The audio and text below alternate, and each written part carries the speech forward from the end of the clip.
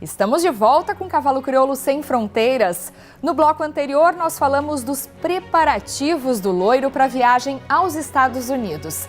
Mas para você aí de casa andar com o seu animal nas estradas, não é diferente. É necessário estar atento a toda uma documentação e também a itens que garantam o bem-estar animal. Os cavalos, muares e asininos são os únicos animais que podem ser transportados em reboques.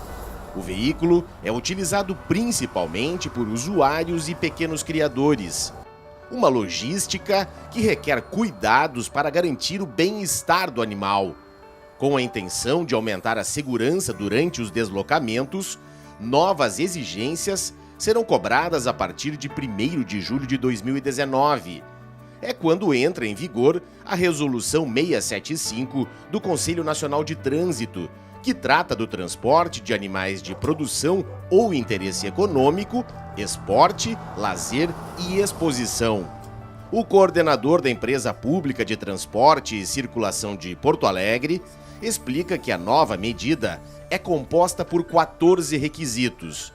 O veículo deve ser adaptado à espécie, ser resistente e compatível com o peso, permitir a circulação de ar, manter o controle da temperatura, ter piso antiderrapante, laterais e teto. Ela se direciona mais à questão do bem-estar do animal, né? Porque como não estava bem definido de que forma se transportava, né? Então hoje prevê algumas coisas assim, tipo o piso antiderrapante, né? Pensando bem no bem-estar do animal. O veículo, o tamanho do veículo adequado ao tamanho do animal, adequado à quantidade de animais que vão ser transportados, né? Ventilação para dentro para o ambiente, onde, né, para o animal ter umas condições de transporte, porque muitas vezes os transportes são feitos em grandes distâncias. Animais no Rio Grande do Sul saem para outros estados, para exposições, para as mais variadas provas, né? Então eles têm que estar adequadamente em condições boas de sanidade, né? Então os órgãos de trânsito vão acabar fiscalizando nesse sentido. E acabam fiscalizando também as outras questões dos veículos, que é para todo mundo. Para transportar os animais, o usuário deve ter o reboque regularizado e apresentar 4 documentos que são exigidos pela Secretaria de Agricultura de cada estado. Primeiro seria a Guia de Trânsito Animal, que é emitida na Inspetoria de Defesa Agropecuária de cada município. Tá? Ela é emitida a partir da apresentação dos resultados negativos nos exames de anemia infecciosa equina, momo e um atestado de vacinação para influenza. Além da documentação em dia, é necessário oferecer conforto ao animal. O transporte adequado exige atenção do início ao fim da viagem.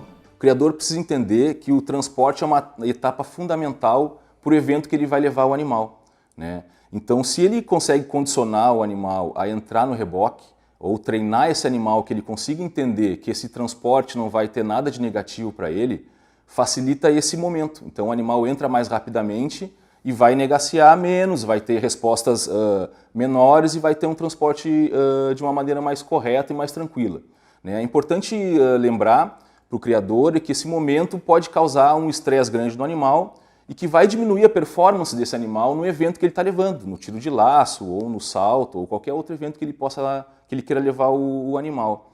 E também pode desenvolver algumas doenças relacionadas ao estresse que esse animal vai acabar sofrendo, né? Como laminite, problemas respiratórios e até cólica pode o animal acabar desenvolvendo. Segundo o fiscal agropecuário, nas viagens de longas distâncias, deve-se fazer paradas durante o percurso. As recomendações que se tem é que se pare de 3 em 3 horas para poder dar água, no mínimo água ao animal, né? Porque como falei, um momento estressante, vai aumentar a respiração, vai aumentar a perda de água desse animal. Então, para evitar impactação ou alguns outros problemas, é melhor que se pare de 3 em 3 horas. Sempre lembrando que se parar, se tiver que descer, esse condicionamento que foi feito antes vai dar uma resposta melhor para esse animal. Então, no mínimo, carregar água ou ter água em condições as mesmas que ele teve na propriedade rural, né, no local onde ele está, para o animal beber mais facilmente para a viagem seguir. Para conseguir mais informações sobre uma viagem segura e sem acidentes, fomos até o Serviço Nacional de Aprendizagem do Transporte de Porto Alegre.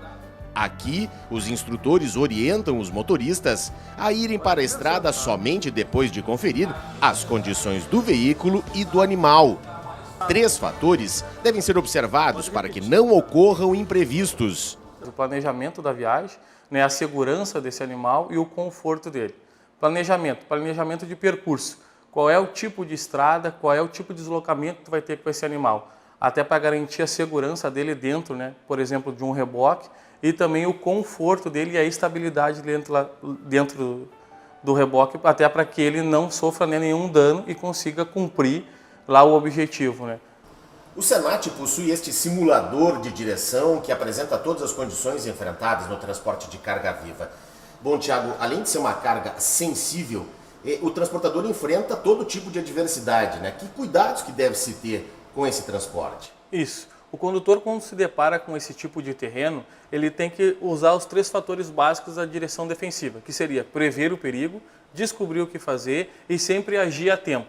Como é que a gente pode dar um exemplo desse tipo de questão? Primeiro, ao entrar numa curva, qual é as dicas básicas? Reduzir a velocidade e garantir a estabilidade do veículo. Caso haja a obrigatoriedade de realizar uma frenagem, deve ser gradativa e aos poucos, para que não desestabilize o veículo. Também é importante quando estiver exposto às condições climáticas. Exemplo, chuva.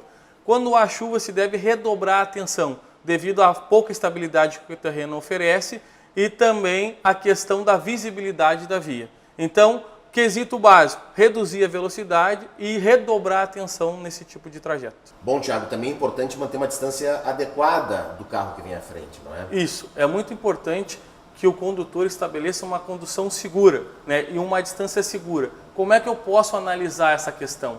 Referente a estudos, comprova que o tempo de reação do condutor é de 1 a 3 segundos.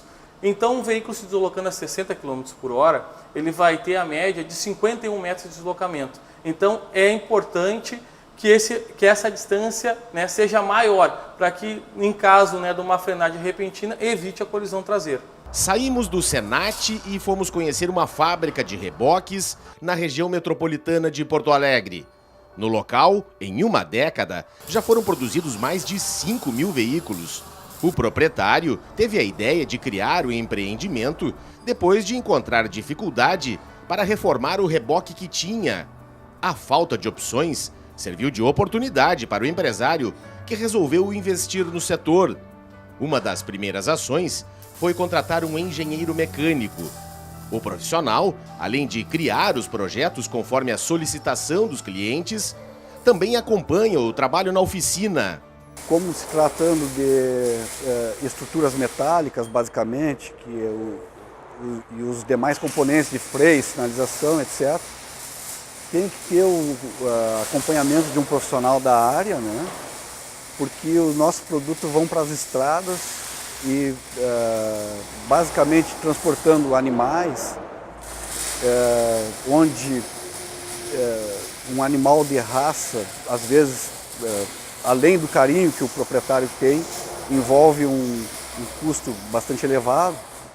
E se uma estrutura entra em colapso e o reboque vem a ter um acidente, às vezes, além do próprio animal de estimação, pode envolver outros veículos, Diferentes materiais são utilizados na fabricação dos reboques, que podem ser de madeira, aço, alumínio e fibra. Antes mesmo da nova resolução do CONTRAN entrar em vigor, a empresa já cumpre as medidas. Os veículos são espaçosos, confortáveis, possuem piso antiderrapante, têm ventilação adequada com janelas e climatizadores e também possuem cobertura. Se o cliente quiser, há opções com banheiro, cozinha, toldo e ar-condicionado.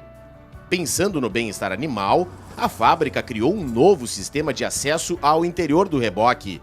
Aquela rampa, antigamente ela descia, ela desce. Aí o que acontece? Quando ela desce, o cavalo, primeiro ele vai botar a mão em cima, ele sentiu aquele impacto, ele volta. Então leva um tempo até ele se acostumar. Então, pensando, vamos ter que mudar alguma coisa para ver o que acontece. A gente tirou aquela rampa que desce e botou ela por baixo do assoalho, uma rampa embutida, que aí ele chegou perto aí, o que acontece? Ele vai pular para dentro, é baixinho, 40 centímetros, ele pulou lá dentro, ele está lá dentro tranquilo, confortável, sem medo.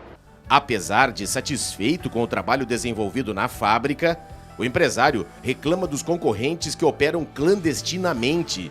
A atividade ilegal, além de onerar os cofres públicos, pode resultar na fabricação de produtos inadequados e provocar acidentes nas estradas. É uma concorrência desleal. Porque o fabricante de fundo de quintal, o que acontece? Ele compra uma nota lá de São Paulo, só que não tem um engenheiro que vai lá olhar se isso está certo. Aí vende umas coisas que é só vendo para acreditar o que eles fazem. É muito difícil tu competir com esse tipo de pessoas que fazem isso.